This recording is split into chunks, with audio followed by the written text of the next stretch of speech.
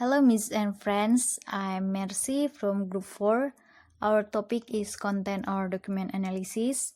My part are introduction and the examples of document or content analysis from ELSP students' thesis. For another part explained by Visto, Tia, and Djalu. So here we go. First, what is content or document analysis? Content or document analysis is a research method applied to written or visual materials for the purpose of identifying specified characteristics of the material. Content analysis is widely used in education, and here are some examples of materials that can we analyze are textbooks, newspaper, web pages, speeches, or other types of documents. In 2014, O'Leary stated that there are three primary types of documents, which are: the first one is public records, the official, ongoing records on organizations' activities, and examples include student transcripts, mission statements, students' handbooks, and strategic plans. And the second is personal documents. First-person accounts of an individual's actions, experience, and beliefs. For examples include email, scrapbooks, blogs, journals, and newspapers. And the third is physical evidence. Physical objects found within the study setting are often called artifacts. Examples include poster, handbooks, and training materials. Next is examples of ELESP students' thesis that discuss about content and document analysis. You can check on our PPT for the clear examples. We have provided 3 examples. The first one is from Semita in 2013. The title is A Content Analysis of the Textbooks Interlanguage English for Senior High School Students, Grade 10. Semita provided 2 research questions that she wants to discuss in her thesis. And the second one is Widening Room in 2014. The title is Content Analysis and Authenticity of the 2012 English Test in the Senior High School National Examination.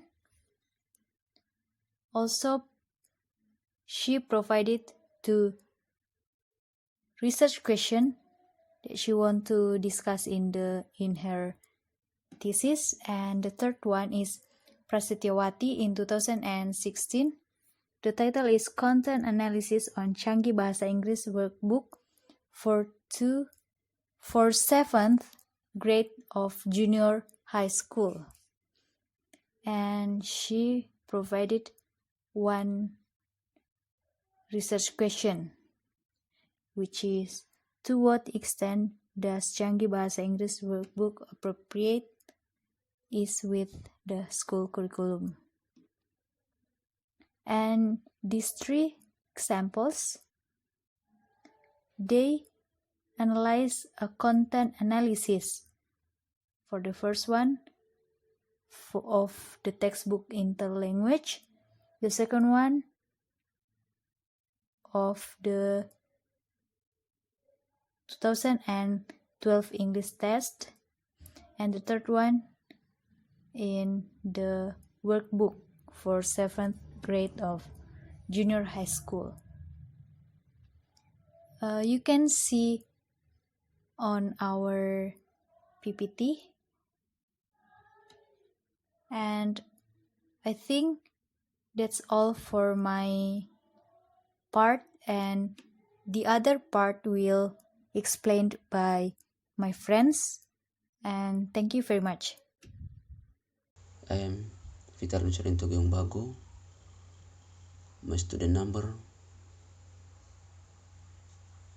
17, 12, 14, and 146. I am from group 4, and at the moment I will explain about the purpose and preceding analysis. The first one is, what is the purpose of content analysis in educational research? First, to identify bias, prejudice, or propaganda in textbooks. And the second one, to analyze types of errors in students' writings.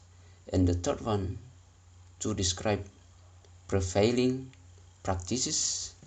And the fourth, to discover the level of difficulty of material in textbooks or other publications. And the last one is to discover the relative importance of or interest in or certain topics. And the next one is the preceding study illustrates in a content analysis. The first one is specifying the phenomenon to be investigated, and the second one is selecting the media from which the observations are to be made. So, what the researchers want to do on specifying the phenomenon to be investigated? The first one is formulating exhaustive and mutually exclusive coding categories. And the second one is deciding on the sampling plan to be used. And the third one, analyzing the data. And the last one is training the coders.